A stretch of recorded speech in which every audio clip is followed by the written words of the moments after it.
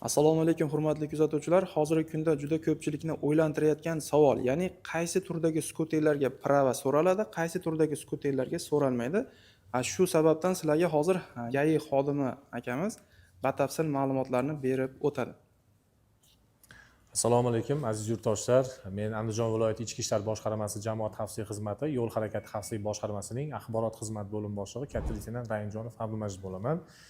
Bugungi mavzuyimiz, ya'ni sizning savolingizga javob beradigan bo'lsak, O'zbekiston Respublikasini Vazirlar Mahkamasining 2024-yil 8-iyuldagi 393-sonli qarori imzolangan. Ya'ni qarorda endilikda foydalanishda bo'lgan moped va skuterlarni davlat ro'yxatidan o'tkazish tartib-qoidalari shu qaror talablarida belgilab qo'yilgan. Ya'ni moped va skuterlarni joriy yilning 1-martidan boshlab belgilangan tartibda davlat ro'yxatidan o'tkazish hamda buni boshqarish uchun yosh chegarasi hamda A toifadagi haydovchilik guvohnomasi bilan boshqarishlik qarorlarda belgilab qo'yildi. Ya'ni moped va skuterlarni dvigatelining ish hajmi 50 sm3dan oshmaydigan hamda buning quvvati 0,25 kilovatdan ortiq, lekin 4 kilovatdan o'tmaydigan hamda buning konstruktiv tezligi 25 km/soatdan ortiq, lekin 50 km/soatdan o'tmaydigan shu barcha elektroskuterlar, ya'ni mopedlarni endilikda hududiy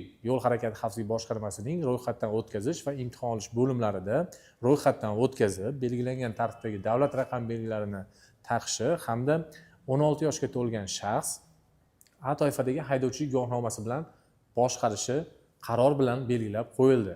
1-martdan boshlab davlat ro'yxatidan o'tkazmagan, ya'ni moped va skuterlarni davlat ro'yxatidan o'tkazmagan, haydovchilik guvohnomasiga ega bo'lmagan shaxs ushbu turdagi transport vositalarini boshqarishi qat'iyan taqiqlanadi.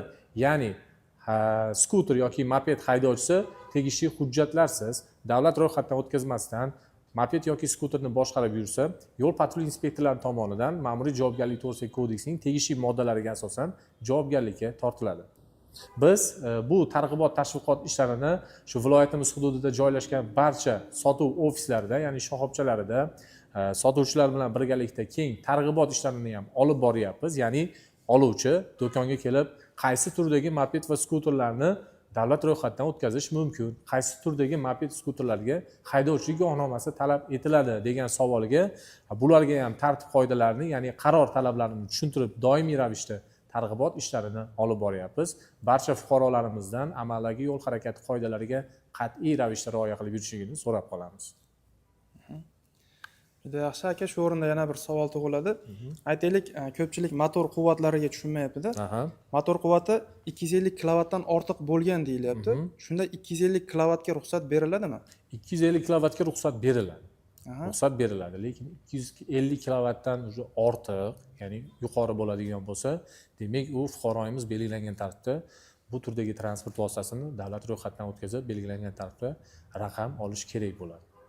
Raqam olish tartiblarini ham aytib o'tishim mumkin. Ya'ni hududiy ro'yxatlash va imtihon olish bo'limiga borgandan keyin fuqarodan o'zini shaxsini tasdiqlovchi hujjat, ariza hamda ushbu turdagi transport vositasini sotib olganligi haqida hisob varaqasi so'raladi va ro'yxatga qo'yish summasi 562.500 so'm, davlat raqam belgisini olish 562.500 so'm, transport vositasini qayd etish guvohnomasi 262.500 so'm hamda ariza yig'imlari uchun 37.500 so'm, jami 1.470.000 so'mga bu turdagi transport vositalari davlat ro'yxatidan o'tkaziladi. Juda yaxshi. Buni misol sotib olgan odamga sotuvchidan qanaqa hujjatlar talab qilinadi? Faqatgina hisob varaqasi. Ya'ni rasmiy diler sotuvchi bu turdagi transport vositasini sotayotgan bo'lsa, buni hisob varaqasi bo'ladi o'zi. Ya'ni texnik tasnifi bo'yicha qancha kilovat, qancha tezlikka chiqadi, shu bo'yicha bir dona qog'oz beradi xolos. Boradi fuqaro, bir dona ariza yozadi ro'yxatdan o'tkazish uchun hamda shaxsini tasdiqlovchi hujjatini taqdim etadi. Juda yaxshi. Endi bundan tushunishimiz mumkin, 25 kilovat bo'lsa motori, tezligi 25 dan oshmasa, barcha turdagi skuterlarga ruxsat beriladi. Ruxsat beriladi.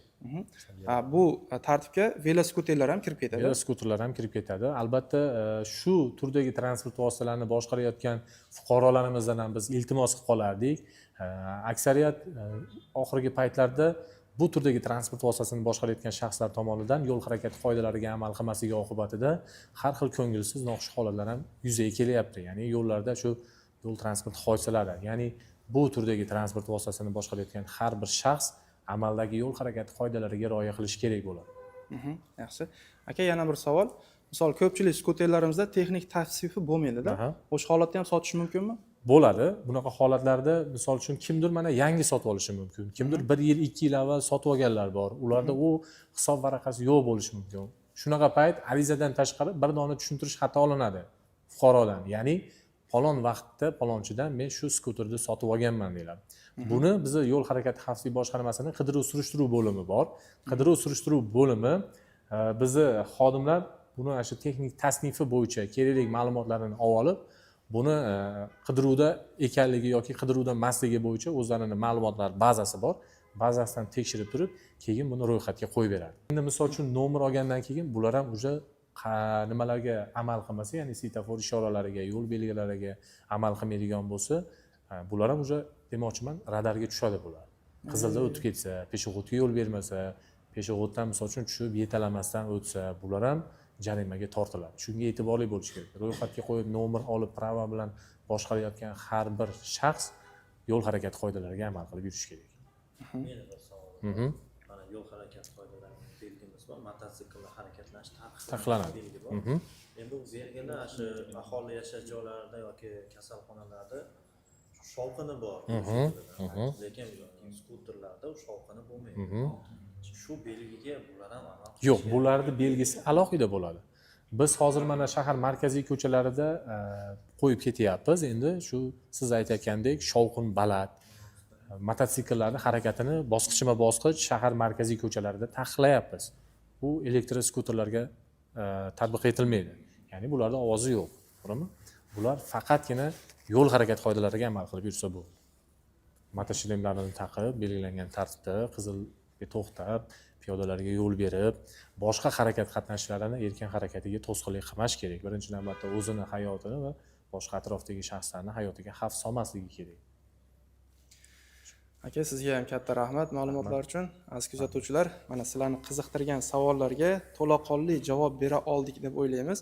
O'ylaymizki, sizlar ham yo'l harakati qoidalariga to'g'ri amal qilasizlar degan umiddamiz. E'tibor uchun kattakon rahmat. Doimo salomat bo'linglar.